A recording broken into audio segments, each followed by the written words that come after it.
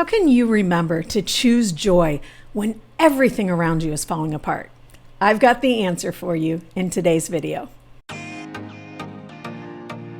Well, hey friend, listen, recently in the Grow Your Faith community, I had one of my students ask, Tammy, how can I remember to choose joy when life is beating me down? You know, all those times when we are going through those hard times in our lives, it feels like we're clawing and scratching, trying to dig our way out of a hole.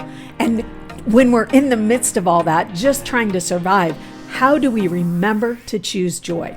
My name is Tammy from the website Footprints of Inspiration and a Faithful God podcast, where I teach women how to let go of those unrealistic expectations, how to let go of that need for perfection in their faith walk so they can show up perfectly imperfect and create a deep and meaningful relationship with God. So whether life is treating you like a human punching bag or you feel like the day-to-day pressures are just making it almost impossible to experience joy in your life, there are two powerful things that you really need to understand. First and foremost, joy isn't something we choose. It's not something that we choose or that we achieve. Joy is something we cultivate in God's presence. Joy is something we actually receive from God by spending time in His presence. I think all too often, like when we say that choose joy, that's one of my phrases, and one of the phrases, to be perfectly honest with you, I used to say all the time, I'm going to choose joy today. But what I didn't understand is it's not about choosing joy. Because what that means is we're choosing joy is we're trying to experience joy in our own strength. We're trying to experience joy on our own. But the truth is, joy isn't something we achieve. It's something we receive from God. It's a gift from God.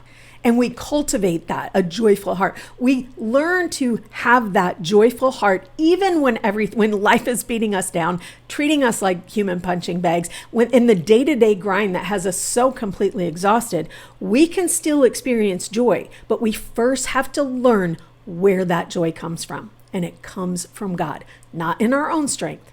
It's a free gift from God. It's something He wants to pour out on us. It's something He wants to pour out in abundance. So we've got to remember that first and foremost.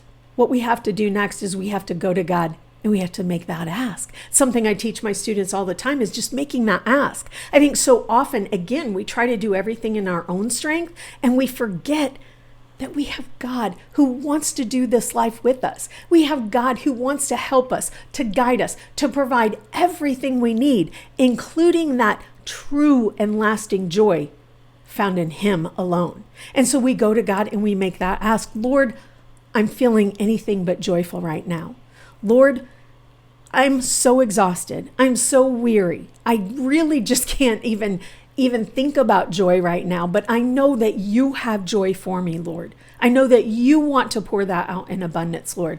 So please, Lord, teach me how to come before You and receive Your joy, receive Your abundant joy, that lasting joy, that joy that is going to endure me through every single hard time, through every single punch, right, in that punching bag, through every single daily grind or day-to-day grinds over and over and over again.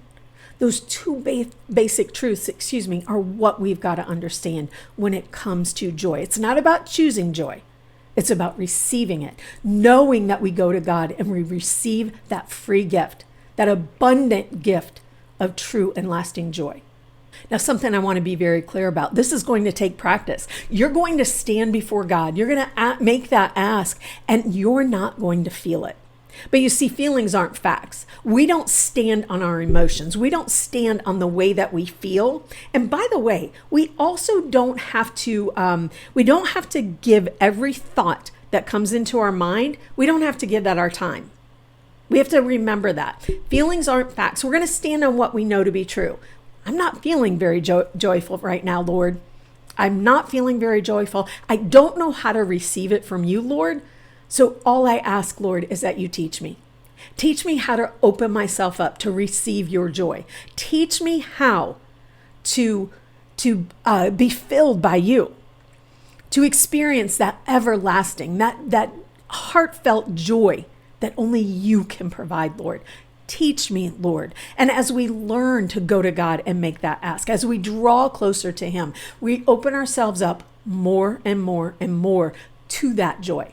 So it's not going to happen. Like when you go to God that very first time, you will likely not feel joy immediately.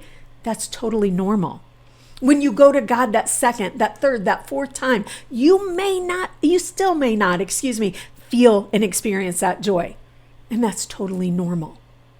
It's not about receiving it immediately most of the time. Sometimes it happens, but most of the time it's not. But it's using that time. God will use that time as we make that ask, as we ask him to help us learn how to experience his joy, how to be filled with his joy. God will use that time as we draw closer and closer to him to teach us how to open ourselves up, to receive that abundant joy that is not dictated by circumstances, that abundant joy that is found in his presence. So don't give up, my friend. Get persistent and consistent in your pursuit of God's joy, not choosing joy, because that again, I know it was something I used to think a long time too. It was something I used to say a long time ago as well. But you see, it's not about us choosing joy, because that is going to ebb and flow. That's going to be like a roller coaster ride, dependent on what our circumstances, what's going on in our life. What we want, when we say that, choosing joy, what we want, you and I, as sisters in Christ, as sisters and brothers in Christ, we want that lasting joy that doesn't come from us, doesn't come from our choice, it doesn't come from anything that we achieve. It comes from learning to go to God, learning to open ourselves up and receive that joy, that abundance of joy that he wants to give. So my friend, if this blessed you today, here's what I want you to do. Give this video a big thumbs up. I really would appreciate that so much. And also be sure to subscribe to the show. If you have a lot of these unrealistic expectations, if you have a lot of these that need for perfection when it comes to your faith walk, I want you to subscribe to the show, subscribe to the channel so you don't miss out on a single video. Remember, I am teaching women all around the world how to let go of these unrealistic expectations that we have surrounding our faith walk so that we can grow closer to God, perfectly imperfect, just the way he created us to be. So I want to help you do that, my friend. So be sure to subscribe to the show. And then, my friend, I'll meet you back here in the next video.